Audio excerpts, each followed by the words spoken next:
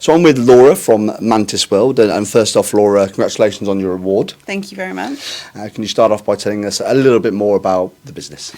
So Mantis World are a B2B manufacturer and supplier of blank clothing. So we sell to all kinds of different businesses. We sell into, merchandise, retail, corporate, basically anyone that needs clothing at a wholesale level. We've got their backs. We were founded in 2000 by our founder, Prama, who basically wanted to do things differently in the textile industry, which is an industry that's not particularly known for being transparent or, open about where stuff is coming from. We were the first people in our particular part of the industry to start using organic cotton in 2005, and ever since then it's just been constant sort of trailblazing and milestones of sustainable and ethical practice.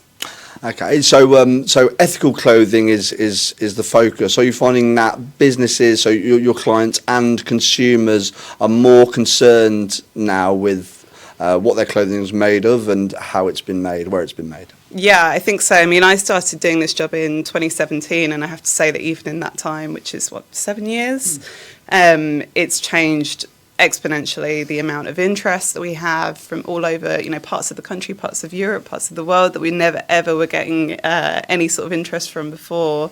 I think that a lot of it is down to the average age of decision makers has dropped slightly, so now it's more millennials that are making decisions in big businesses, and they've been kind of raised with maybe a different mindset around the environment and around sustainability and about ethics.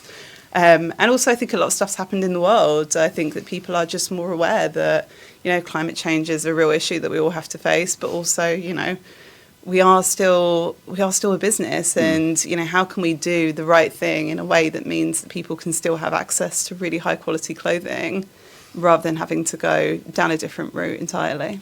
And Mantis World really looks at the whole picture, doesn't it, in many ways, Yeah. and particularly those who are actually producing those raw materials that you need as well. Can you tell us a little bit more about, say, the farmers and so forth, Sure. and how you can benefit them?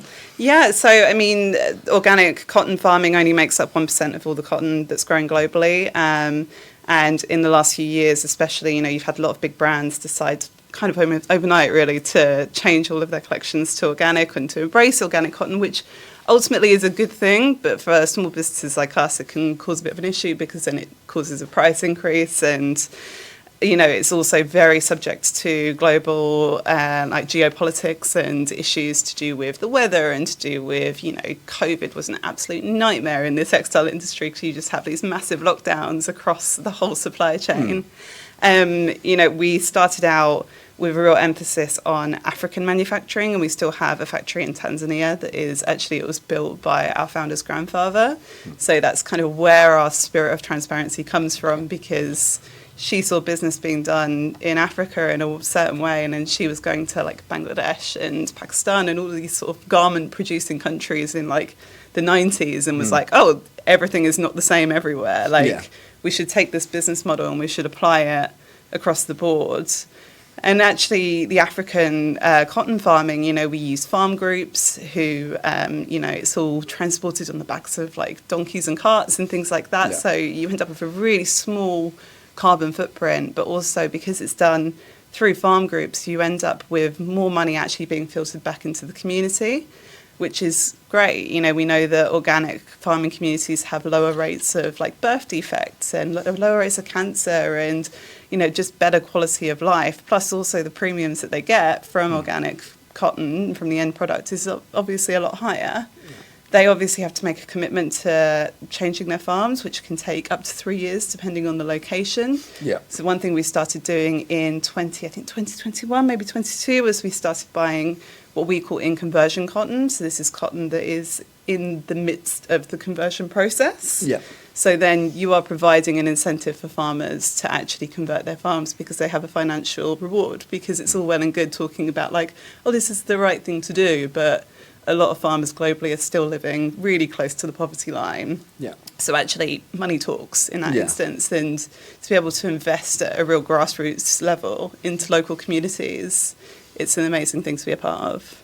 And finally, so much has changed since the company started, and technology in particular is one of those that has changed a lot. And the company's made a point of trying to use that to the best benefit for the company and for the consumers as well. Yeah, I mean, one of the issues that we have, particularly at where we sit in the supply chain, is that we are selling at wholesale levels. So we might be selling to another, or to like a distributor who will sell our stuff, maybe to a printer who's then printing it on behalf of someone else, and then they'll give that to, a retail, company who then, there are like 5, 6, 7 steps until it gets to the end user.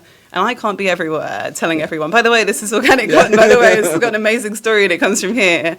So what we decided to do in, I think 2020, we launched these, was to start putting QR codes into the labels of all of our shirts, all of our hoodies, everything we make, that show the impact of the garment. So the like-for-like comparison with conventional versus organic, which obviously the garment is organic, so it's the savings of water, for example, of carbon, of emissions, and of energy used to manufacture the garment, and then also the full traceability of where it's come from, so where the raw material came from, where it was manufactured, and then also all the way up to like our logistics, our warehousing in the UK and in Europe. Okay. So, this is something that I think it will become more common over the next few years. We're already seeing a few other brands start to pick this up.